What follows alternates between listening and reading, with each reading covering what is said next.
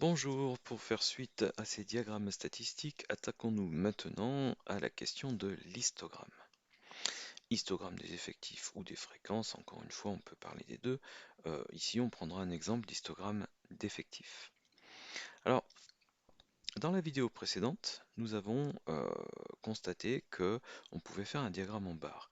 On fait un diagramme en barre lorsqu'on vise des valeurs ou des modalités précises dans une série, c'est-à-dire lorsqu'on a affaire à une variable discrète ou directement à un caractère qualitatif comme l'histoire du groupe sanguin. L'histogramme, lui, il est associé automatiquement à une variable continue, c'est-à-dire qu'il faut avoir des classes dans le tableau de données statistiques.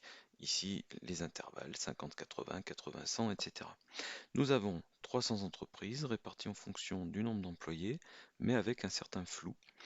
Euh, pour les 57 entreprises, encore une fois, nous ne savons pas exactement combien d'employés elles ont chacune, mais c'est entre 50 et 80 ou entre 50 et 79. Alors, évidemment, on va faire un diagramme avec axe et comme précédemment, la variable qui va de 50 jusqu'à 150 ici au niveau des valeurs va être représentée sur l'axe horizontal. La variable s'appelle x, c'est l'axe des x, tout va bien. Maintenant, il faut être très prudent pour l'axe vertical puisque nous n'avons plus un diagramme mais un histogramme. Que signifie histo, la racine? Eh bien, ça se retrouve dans histoire ou dans l'histologie en médecine. Alors l'histologie est la science des tissus, donc c'est l'étude globalement des tissus, des enveloppes des organes, de la peau, de la cornée, bon, et ainsi de suite. On est sur un problème d'enveloppe. Euh, L'histoire elle-même, c'est la trame des événements. Étymologiquement, donc nous avons un enchevêtrement d'événements qui forment toute une trame et donc un tissu. Et histo, effectivement, dans la racine grecque, signifie tissu. Pourquoi est-ce qu'on peut demander un histogramme en statistique? Eh bien, en fait, il va falloir représenter des objets dans ce graphique qui couvrent nos informations en surface, c'est-à-dire que l'information qui nous intéresse, l'effectif par exemple ici, doit être la surface couverte par un objet. Cet objet, on va le faire simple, c'est-à-dire qu'on va dessiner un rectangle, et c'est la surface des rectangles qui doit être égale à 57 ou 72 ou 63 ou 108. Donc bien entendu, il ne faut pas mettre l'effectif en ordonnée, puisque l'effectif doit se retrouver en surface. La largeur du rectangle, bien sûr, elle représentera chaque classe, 50, 80, 80, 100 et ainsi de suite. Comment faire pour se débrouiller pour que l'effectif représente la surface du futur rectangle? Eh bien, il faut représenter les concentrations en ordonnée. Alors, vous allez voir, ça va très bien fonctionner.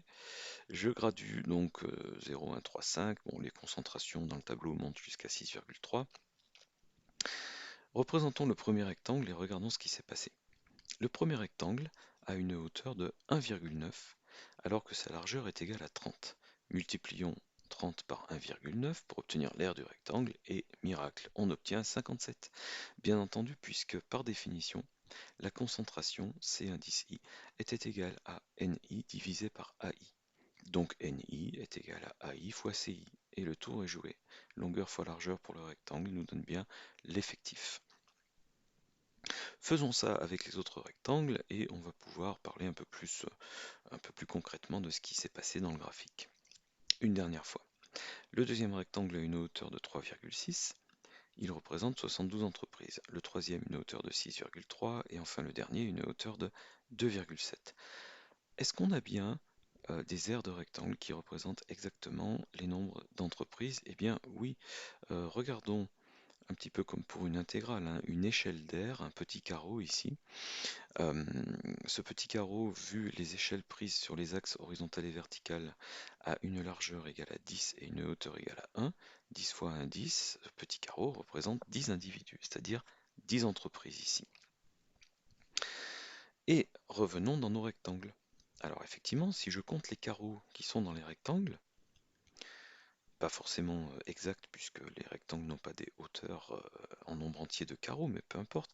Si je compte les carreaux, j'ai quand même 1, 2, 3, 4, 5, 6 carreaux et un peu moins de 6, mais chaque carreau représente 10 entreprises. Donc il est logique que je représente ici, par ce biais-là, 57 entreprises. À côté, 10, 20, 30, 40, 50, 60 et un peu plus de 70 entreprises. À côté, 10, 20, 30, 40, 50, 60 et un peu plus entreprises.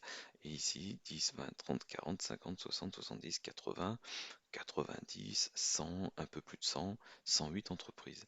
Donc on est sur cette logique-là de couverture de surface. Dès que vous avez des rectangles dans un graphique, il s'agit d'un histogramme. C'est associé à une variable continue et donc à des intervalles.